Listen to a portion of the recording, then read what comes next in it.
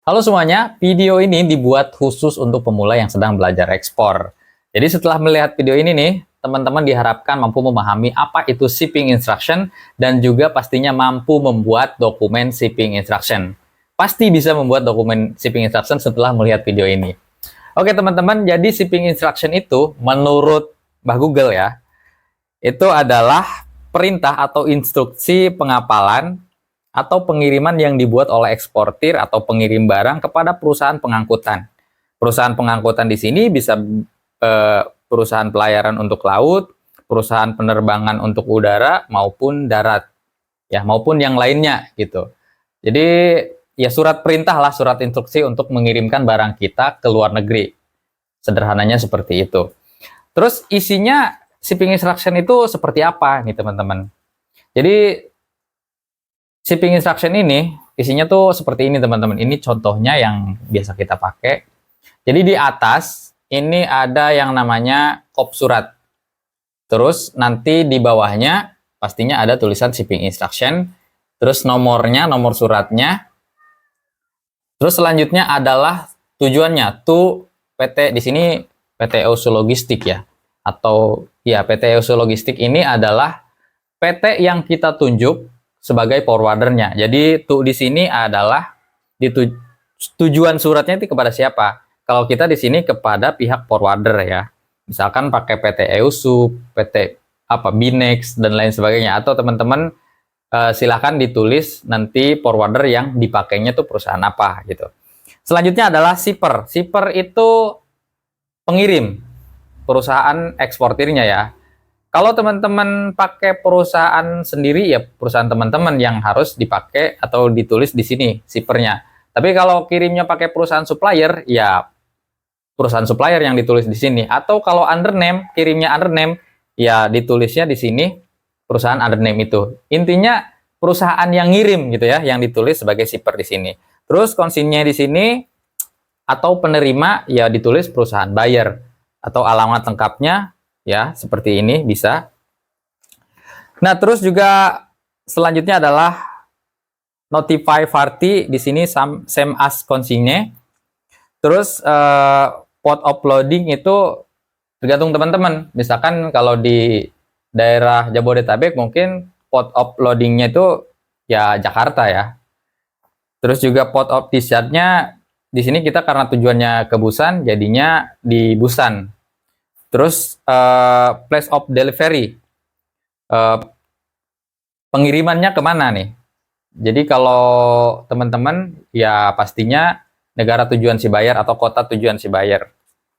Terus selanjutnya ada description of goods, jadi deskripsi dari produknya. Kalau kita di sini Palmio Red Ginger, arenya Palm Sugar. Kalau produk yang lain ya boleh ditulis deskripsi produknya atau sama packingnya ya bebas aja sih. Maksudnya bisa dimasukin, bisa juga cuma nama produknya aja. Terus HS code untuk importirnya ini ditulis pastinya sesuai dengan HS code produk yang bakalan kita kirim teman-teman ya. Di sini 1702999 ini untuk produk aren, untuk produk palm sugar ya. Terus net weight-nya 900 kilo, ini untuk LCL ya. Terus gross weight-nya 910 kg. Ini ditulis juga, tapi nggak ditulis juga nggak apa-apa. Nah terus date of stuffing-nya kapan? Date of stuffing itu tanggal muat. Tanggal muat barangnya itu kita setujui dengan si forwarder. Kita sebelumnya pastinya kontakan dulu, diskusi dulu via telepon, via WhatsApp. Stuffing-nya itu kapan? Karena menyesuaikan juga dengan jadwal kapal. Jadi silakan teman-teman tulis sesuai tanggal yang disepakati antara pihak kita sebagai eksportir dan juga si forwarder nantinya.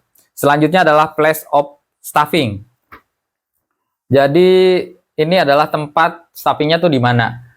Kalau full container mungkin bisa ke gudang kita gitu ya. Atau kalau LCL biasanya kita antar ke, bisa juga ke gudang kita tapi kebanyakan sih diantar ke gudang si forwarder atau gudang yang ditentukan oleh si forwarder. Seperti itu teman-teman ya.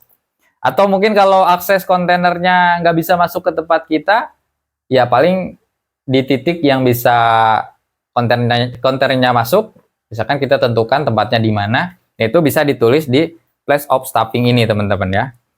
Selanjutnya ada freight. Ini tuh waktu kirimnya ya. Perkiraan estimasinya berapa hari. Terus ada insurance, itu tergantung ini pakai asuransi atau enggak. Ini ditulis no karena tidak pakai asuransi. Terus juga dokumen request, kalau misalkan teman-teman ada dokumen tambahan yang dibutuhkan, ya boleh ditulis di sini untuk dibuatkan oleh si forwarder. Misalkan harus ada fumigasi, harus ada ISPM, misalkan harus ada fitosanitari, ya teman-teman bisa tulis di sini teman-teman ya. Selanjutnya adalah tempat dan tanggal pembuatan surat ini. Setelah itu, di sini ditulis direktor, baru nama kita sebagai eksportir, dan stempel pastinya. Seperti ini bentuknya. Tenang aja teman-teman, nggak usah pusing karena saya bakalan cantumin link di bawah ini ya, di deskripsi, dan di situ ada dokumen draft untuk shipping instruction. Jadi setelah melihat video ini, teman-teman dijamin pasti bisa membuat shipping instruction. Jadi dikumpulin aja tuh, karena di setiap video nanti saya akan buat dokumen-dokumen yang lain yang berhubungan dengan ekspor. Misalkan sekarang kita buat shipping instruction ini ya, shipping instruction, terus draftnya saya kasih di bawah ya. Terus nanti selanjutnya kita bahas lagi tentang packing list, nanti draftnya di cantumin lagi di bawah, nanti teman-teman bisa dikumpulin nih dokumen-dokumen yang wajib ada ketika kita melakukan pengiriman ekspor. Jangan lupa klik tombol subscribe kalau merasa video ini bermanfaat ya. Kalau ada pertanyaan atau saran, boleh tulis di kolom komentar sini. Atau ada pengalaman seputar ekspor, boleh ditulis juga untuk gambaran dan pembelajaran kita semua. Terima kasih, sampai jumpa di video berikutnya.